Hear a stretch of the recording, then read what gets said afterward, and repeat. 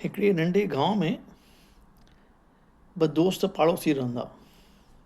हिकु नालो हरेश, ॿियो रमेश।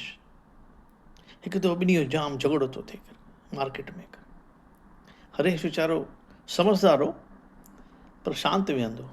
रमेश गुस्से वारो हो कर हुन जाम ज़ोर ज़ोर सां हरेश खे गारियूं ॾिनई, हीअ कयईं, सभु कयईं। हरेश को जवाबु न ॾिनसि कर। हीअ ॻाल्हि विच में ॿिया माण्हू पी करे ॻाल्हि बंदि करायूं। हर को पंहिंजे पंहिंजे घर हली वियो शाम जो। हरेश समझदार हो, हुनखे बदिलो त वठिणो हो करे। ॿिए ॾींहुं सुबुह छा थो करे, 7 बजे खनि उथी करे 2 वॾियूं लकड़ियूं, 10 नंढियूं लकड़ियूं, रस्सी जो नंढो बंडल, अछो कपिड़ो ऐं हिकिड़ो हार खणी करे हिन जे घर ॿाहिरां अची करे सभु रखे थो ठाहे करे ऐं पाण ज़मीन ते वेही थो रहे, मथे ते हथु रखी करे। जीअं ॿिया माण्हू हिनखे ॾिसनि था, अञा दरवाज़ो अंदरूं बंदि आहे, रमेश अञा उथियो न आहे। ॿियो माण्हू अची हिन जे पासे में वेही थो रहे, टियों बि वेही थो रहे, चोथों बि वेही थो रहे। हीअं करे 20-25 माण्हू जमा था थी वञनि। चवनि था केरु त वियो आहे।